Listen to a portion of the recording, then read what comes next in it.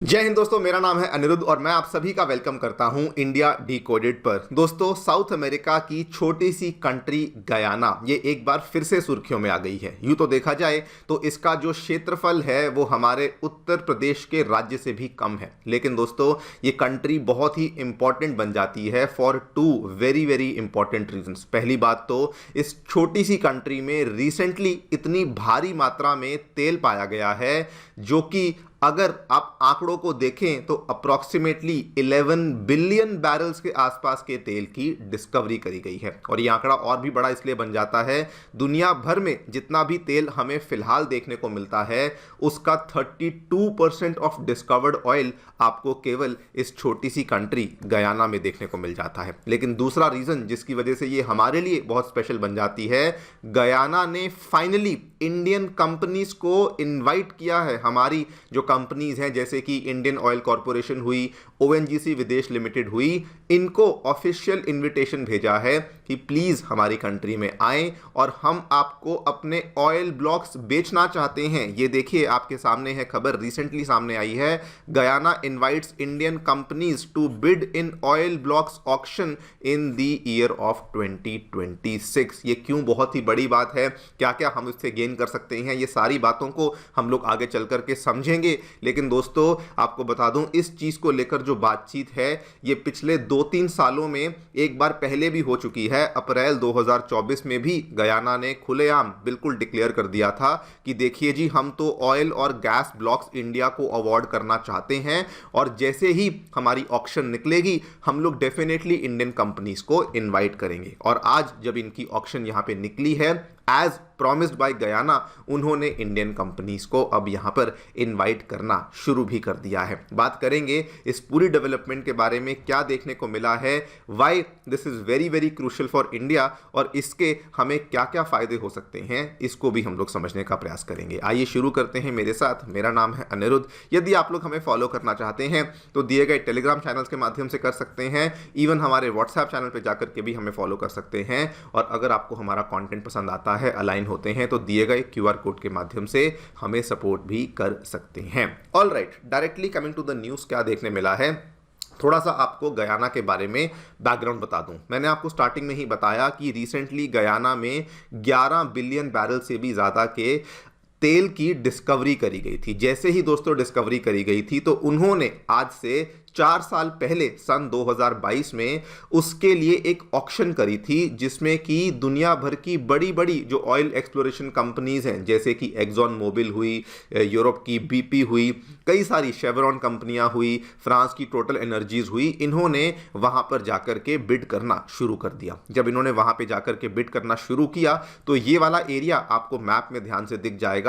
ये दोस्तों अगर गयाना है तो गयाना के बिल्कुल ऊपर ये वाला छोटा सा एरिया देखने को मिलता है, स्टैब्रोइक ब्लॉक। ये वाले एरिया में यहां पर जाकर के एक्सप्लोरेशन करना शुरू कर दी गई। एक्सप्लोरेशन के साथ साथ यहाँ पे प्रोडक्शन होना भी शुरू हो गई एंड लेट 2025 का डेटा बेसिकली बताता है कि प्रोडक्शन इतनी ज़्यादा बढ़ चुकी है कि approximately 8 lakh barrels per day की प्रोडक्शन आपको केवल और केवल इस स्टैब्रोइक ब्लॉक से ही देखने को मिल जाती है। बस जब ये वाला यहाँ पे प्रोडक्शन अपना स्टेबल हुआ, जैसे ही ये 8 लाख बैरल के आसपास के आंकड़े के आसपास पहुंचा, तो अब फाइनली गयाना ने ये ऐलान किया कि अब हम लोग दूसरा राउंड ऑफ ऑक्शन करना चाहते हैं और अब हम लोग इस ऑक्शन में इंडियन कंपनीज को भी इनवाइट करना चाहते हैं। आप यहाँ पे देखिए, Guyana has formally invited Indian companies कि प्लीज आइए 2026 वाली ऑफशोर ऑयल ब्लॉक ऑक्शन में पार्टिसिपेट करिए, जिसमें कि एक्सप्लोरेशन और प्रोडक्शन की जो राइट्स हैं वो दोनों ही हम आपको देना चाहते हैं। वैसे तो इन्होंने न्योता सभी को भेजा है, लेकिन प्राइमरीली एक इन्होंने ओएनजीसी विदेश लिमिटेड के ऊपर मेन फोकस किया है, बिकॉज ओएनजीसी विदेश लिमिटेड का पुराना एक्सपीरियंस है ऑयल ब्लॉक्स में काम करने का, एंड ऑब्वियसली साथ में हमारी आईओसी जैसी कंपनियों को भी यहाँ पे न्योता भेजा गया है। आप यहाँ पे देख सकते हैं गयाना के हाई कमिश्नर टू इंडिया जो धर्म कुमार सीरज साहब हैं, इन्होंने रिसेंटली एक इंटरव्यू देते हुए कहा कि देखिए इंडिया गयाना के संबंध वैसे ही बहुत अच्छे चल रहे हैं। इन्होंने बल्कि बताया सन 2025 में लगभग 6 million barrels of Guyanese crude oil को इंडिया में एक्सपोर्ट भी किया गया था। लेकिन आगे चल करके हम ये उम्मीद करते हैं, हम ये चाहते हैं कि जो भारतीय निवेशक हैं वो केवल हमारे तेल के बायर्स ना बने, बल्कि वो बायर्स के साथ साथ हमारी अपस्ट्रीम ऑयल एक्टिविटीज यानी कि एक्सप्लोरेशन और प्रोडक्शन में भी एक इंपॉर्टेंट रोल प्ले करें। यानी कि सिंपल भाषा में हम चाहते हैं कि इंडिया की कंपनीज आएं और हमारे देश में निवेश करें और हमारे ऑयल ब्लॉक्स को खरीदना शुरू करें, जिससे कि एक्सप्लोरेशन और प्रोडक्शन दोनों ही यहां पर हो सकें। अब इनका न्योता आपको बिल्कुल क्लियर कट समझ आ गया है। क्वेश्चन ये आता है कि ये इंडिया के लिए कैसे हेल्पफुल है। ये दोस्तों मल्टीपल तरीकों से इंडिया को हेल्प करेगा। सबसे पहले तो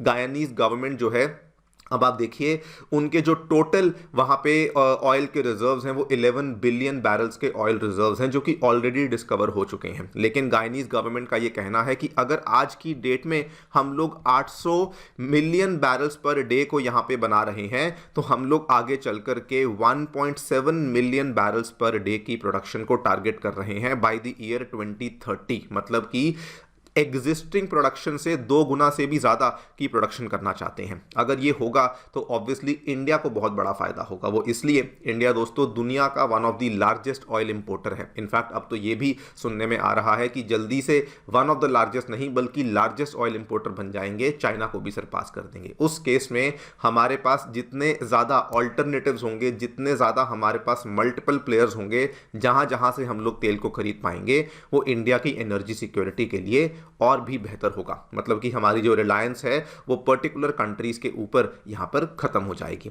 इसमें अगर मैं आंकड़ों की बात करूं, अभी तक कोई भी आंकड़े सामने नहीं आए हैं, लेकिन अगर हम लोग यहां पर एक्स्ट्रापोलेट करके कुछ आंकड़े लेकर आना चाहें, बेसिकली जो भी हमारी कंपनी होगी जब वो गयाना में जाकर के निवेश करेगी, डिपेंडिंग अपॉन कि उसको उस पर्टिकुलर ऑयल ब्लॉक में कितना स्टेक मिलता है, उस बेसिस पर अंदाजा ये लगाया जाता है कि मान लीजिए इंडिया को आने वाले टाइम में किसी एक पर्टिकुलर ऑयल ब्लॉक से 50,000 से 1.5 लाख बैरल्स पर डे मिलना शुरू हो जाता है, तो वो इंडिया के लिए क्या ट्रांसलेट होगा? वो इंडिया के लिए मतलब होगा कि हमारी जो डेली बेसिस की नीड है जो कि ऑलमोस्ट 5 मिलियन बैरल्स के आसपास की है, उसका 0.9% से 2.7% तक का हमारा जो नीड है वो वहाँ से पूरा हो सकता है। और इसमें यह भी पॉसिबिलिटी है कि अगर जो स्टेक है वो हमें ज़्यादा मिल जाए, मतलब कि अगर 10% का इक्विटी शेयर मिल जाए, जब Guyana 1.7 million barrels per day को प्रोड्यूस कर रहा होगा, उस केस में देयर इज़ अ पॉसिबिलिटी कि इंडिया की 3% का जो प्रेजेंट डेली डिमांड है वो केवल और केवल हम लोग गयाना से ही मीट कर पाएंगे। और इसीलिए ये वाला जो कदम जो गयाना ने किया है, जिसमें इंडिया भी इंटरेस्टेड है, ये इंडिया के लिए एक बहुत ही शानदार डेवलपमेंट बन सकती है। ऑब्वियसली ये कंप्लीट रिप्लेसमेंट नहीं है किसी कंट्री की, बट हाँ, अगर हम लोग हमारे इंपोर्ट प्लेयर्स को डाइवर्सिफाई करते हैं तो इससे हमारी एनर्जी सिक्योरिटी और ज़्यादा मजबूत होती है। सेकेंड रीज़न जिसकी वजह से ये ऑफर बहुत ही शानदार बन जाता है, थोड़ा सा आपको इतिहास बता देता हूँ। गयाना दोस्तों ऐसी कंट्री है जिसमें लार्जेस्ट एथनिक ग्रुप जो है वो इंडियंस का ही है। 40% ऑफ द पॉपुलेशन गयाना में देखने को जो मिलती है वो इंडियंस की ही है। आज से बहुत साल पहले बहुत बड़े लेवल पे, बहुत बड़े स्तर पर यहाँ से जो लोग थे वो वहाँ पे जाके सेटल होना शुरू हो चुके थे।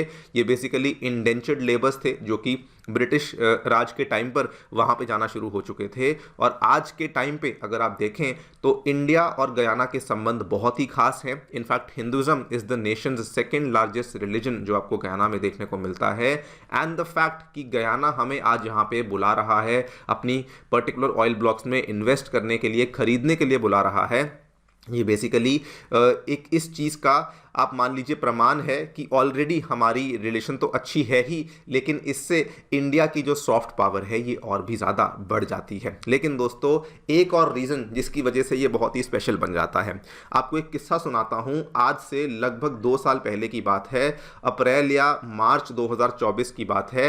BBC ब्रिटेन के एक इंटरव्यूअर, एक जर्नलिस्ट के द्वारा गयाना के जो प्रेसिडेंट हैं उनसे कुछ बहुत ही मुश्किल सवाल पूछे गए। उन्होंने उस टाइम पे सवाल में ये पूछा कि गयाना जैसी छोटी सी कंट्री को इतना ज़्यादा तेल जो मिल गया है, आपको नहीं लगता कि जब आप उस तेल को एक्सप्लोर करेंगे, एक्सप्लॉइट करेंगे, प्रोड्यूस करेंगे, तो आप क्लाइमेट चेंज में बहुत ज़्यादा कंट्रीब्यूशन कर रहे हैं? अब वहां पर इनका जो आंसर था वो बहुत इंपॉर्टेंट है, एंड दैट ऑल्सो शोज कि वो इंडिया के लिए कितना इंपॉर्टेंट है। इन्होंने जो यहाँ पे आंसर में दिया, ये देखिए, इन्होंने कहा कि आप मुझे बताइए जो वेस्टर्न कंट्रीज हैं, क्या इन्होंने अभी तक क्लाइमेट चेंज में कंट्रीब्यूट नहीं किया?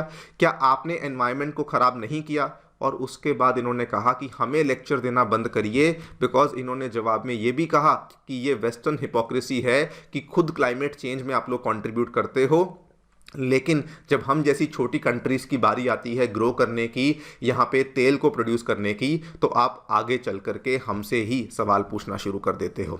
बल्कि इन्होंने यहाँ पर एक तो स्टेटमेंट ये दिया, ये ध्यान से देखिए, do you know that Guyana has a forest cover that is the size of England and Scotland combined. उन्होंने बताया कि इतना फॉरेस्ट है जिसको कि हमने जिंदा रखा है। और यहीं पर बहुत सारे सवाल और भी खड़े किए कि पिछले 50 सालों में 65% ऑफ टोटल बायोडाइवर्सिटी खत्म हो गई है, जो कि आप लोगों ने खत्म करी है, लेकिन हमने अभी भी अपनी बायोडाइवर्सिटी को जिंदा रखा है, और इसीलिए हम लोग आपसे लेक्चर बिल्कुल भी नहीं लेंगे। ये क्यों इंपॉर्टेंट बनता है? बिकॉज दोस्तों, ग्लोबल साउथ जिसका बहुत बड़ा लीडर इंडिया खुद है, गयाना उसका बहुत अहम पार्ट है, एंड द फैक्ट कि गयाना अब इंडिया को यहाँ पे बुला रहा है, ये बेसिकली इंडिया की लीडरशिप को भी एम्बोल्डन करता है और मेक श्योर करता है कि आगे चल करके हमारे जो संबंध हैं वो और भी ज़्यादा बेहतर ही होने वाले हैं। देखते हैं क्या होता है, बट ओवरऑल ये जो पूरा का पूरा ऑफर गयाना की तरफ से आया है, this is a very very amazing offer, जो कि अब फाइनली यहाँ पर गयाना ने दे दिया है। जस्ट आपको वैसे बता दूँ, जो लोग क्रिकेट लवर्स हैं, गयाना में जो स्टेडियम बना हुआ है, जो प्रोविडेंस स्टेडियम है, जो रिसेंटली जब T20 वर्ल्ड कप भी हुआ था 2024 में, तो उस टाइम पर इस पर्टिकुलर स्टेडियम में भी कुछ मैचेस खेले गए थे। ये वाला स्टेडियम भी इंडिया की मदद से ही बनाया गया था। हमारा इंडिया का जाना माना शपूरजी पलौनजी ग्रुप ने इसको यहाँ पे बनाया था। इवन आर्किटेक्ट भी इंडियंस थे, एंड साथ में इंडियन गवर्नमेंट की तरफ से भी इसमें काफ़ी ज़्यादा फंडिंग और कोलैबोरेशन की मदद भी दी गई थी। खैर, देखते हैं जो भी होता है। आप लोग जो भी सोचते हैं मुझे बताएं कमेंट सेक्शन में। Thank you so much for listening. Stay tuned and stay safe.